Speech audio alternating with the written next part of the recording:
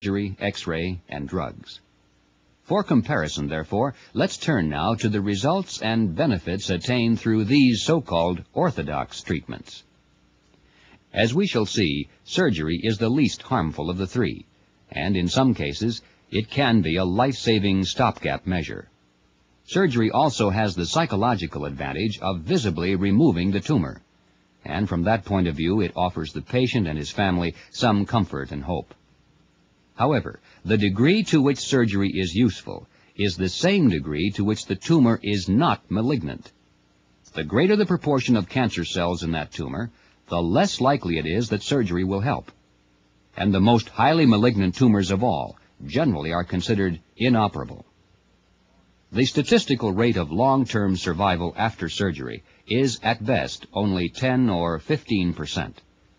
And once the cancer has metastasized to a secondary location, surgery has almost no survival value whatsoever.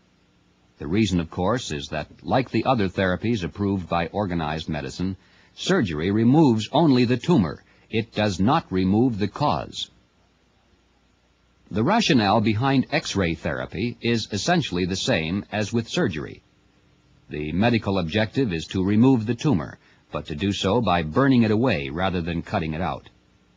Here also, it's primarily the non-cancer cell that's destroyed. The more malignant the tumor, the more resistant it is to radiotherapy.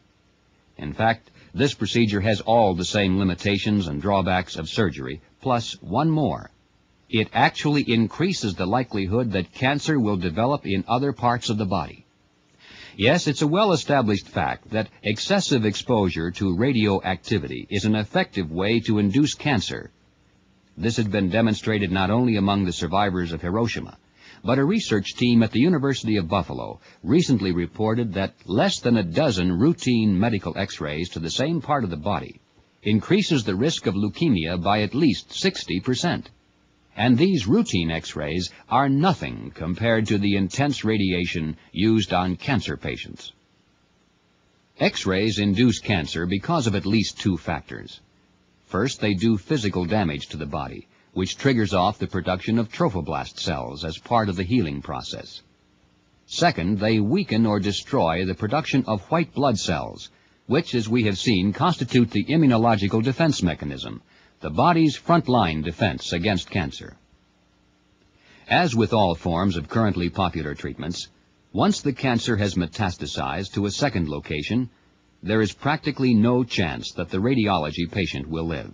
So, in addition to an almost zero survival value, radiotherapy has the extra distinction of also spreading the very cancer it's supposed to combat. The record of so-called anti-cancer drugs is even worse. Most of them currently in use are highly poisonous, not just to cancer, but to the rest of the body as well. In fact, generally they are more deadly to healthy tissue than they are to the malignant cell.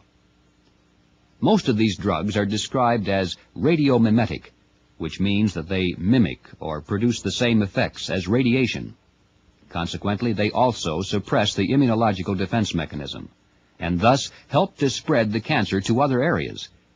But whereas X-rays usually are directed to only one or two locations, these chemicals do their deadly work on every cell in the entire body.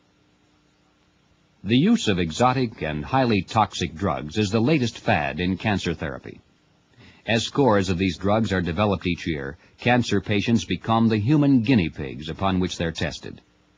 The tragic results are well depicted in the following statements taken from just a few of the official chemotherapy reports of the National Cancer Institute. An effort was made to choose patients who were well enough to withstand the anticipated toxicity.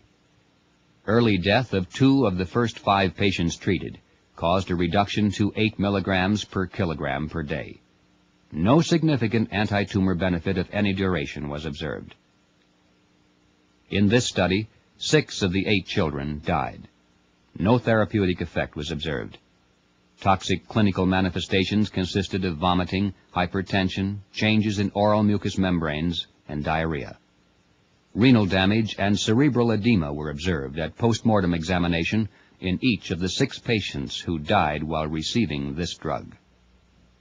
The death of 2 patients was unequivocally caused by drug toxicity. 8 of the 14 patients who survived their initial courses of therapy showed rapid and general and died within 10 weeks after therapy began. And so it goes, year in and year out. Deadly experiments, fully approved by organized medicine.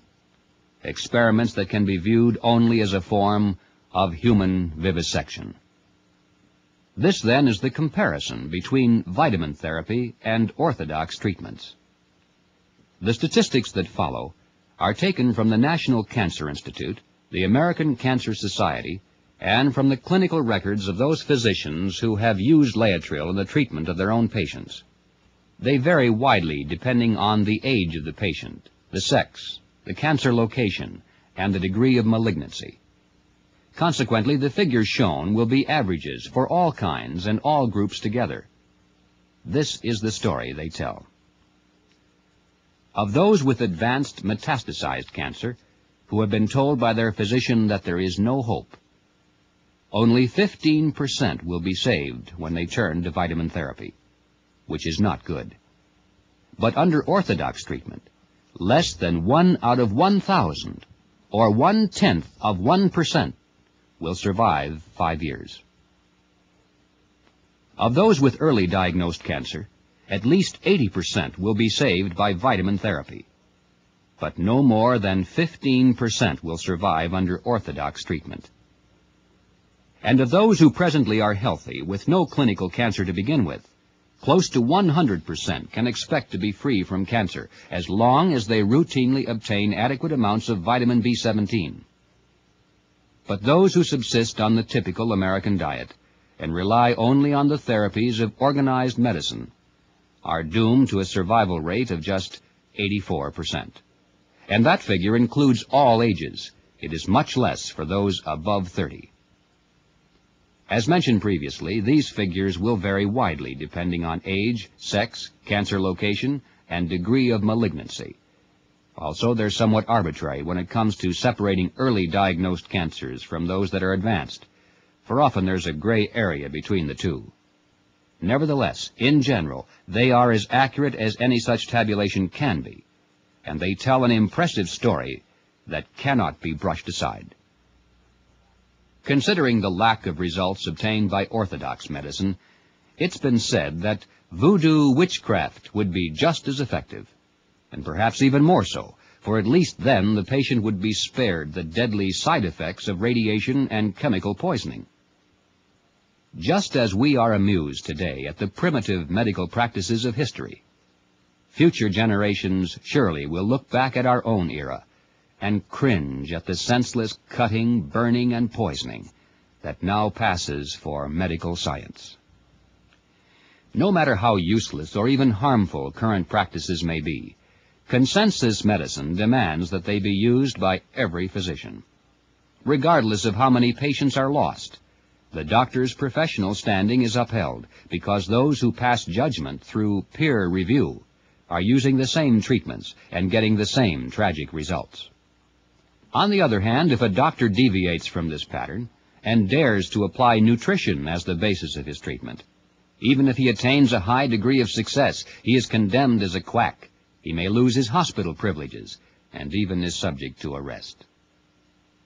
There's no doubt that most of the opposition to vitamin therapy comes from well-intentioned people who simply don't yet have all the facts. But vested interest also plays an important role. As stated at the beginning of this presentation, the science of cancer therapy isn't nearly as complicated as the politics of cancer therapy. The history of how these vested interests have succeeded in influencing the medical profession, government agencies, and public opinion is a fascinating story by itself. But of course, time doesn't permit it to be told here.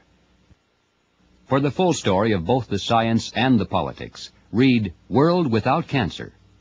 This book contains all the information presented in this film, plus a great deal more. It includes extensive extracts from primary research documents, and is amply footnoted so that the serious student can pursue his own avenues of investigation. We recommend that you obtain several copies of this book for the purpose of lending to your friends. The information contained could well save their lives. Once vitamin B17 is as widely understood and available as other vitamins, cancer then will be as rare as is scurvy or pellagra today. When nitrilicides are used perhaps as a routine seasoning to our food, like iodized table salt, then the battle finally will be won. This is our goal, and it's an objective that can be reached right now by anyone who will act upon this knowledge. You and your family now may become secure from cancer. But that's only because someone else has helped to bring these facts to your attention. Can you do less for others? Join with us in this noble task. Together, we can create a world without cancer.